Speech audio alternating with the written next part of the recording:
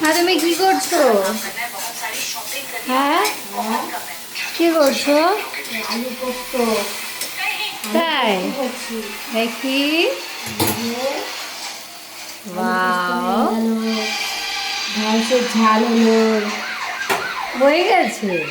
হ্যাঁ, ঢ্যাঁড়সের ঝাল হয়েছে, পটল আলুর তরকারি হয়েছে, আলু পোস্ত হচ্ছে, এখন বিউলির ডাল হবে, তারপরে ভাত হবে। এতে কি কি দিয়েছো? এটার মধ্যে শুধু হলুদ, কাঁচা লঙ্কা আর পোস্ত বাটা। হলুদ, কাঁচা লঙ্কা, পোস্ত বাটা, একটু তেল, কালো জিরে ফোড়ন, আর কিছুই না। যদি ভালো করে কষবো, আমাকেও একটু শিখিয়ে দেবে রান্না, আমি তো পারি না। ডাইরি ডাইরি শিখবি, আমি যখন করবো আমার পাশে দাঁড়াবি, ডাইরি ডাইরি শিখবি, ঠিক আছে? পোস্ত দিয়ে ভালো করে ভাজতে হয়।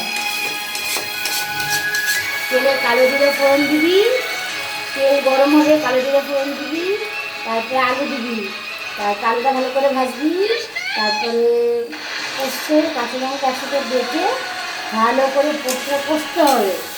পোস্তটা ভাজা ভাজা হবে, যাতে ভাজা ভাজা গন্ধটা এটা চলে তুমি আসে। কি দেখছো?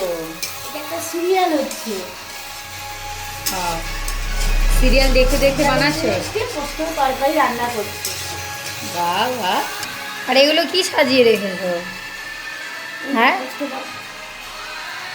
হ্যাঁ? চা খাওয়া হলো।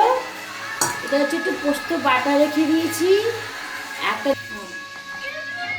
পোস্ত বাটা রেখে দিয়ে আর তো ডাল হবেই, ডালটা করবো তারপরে।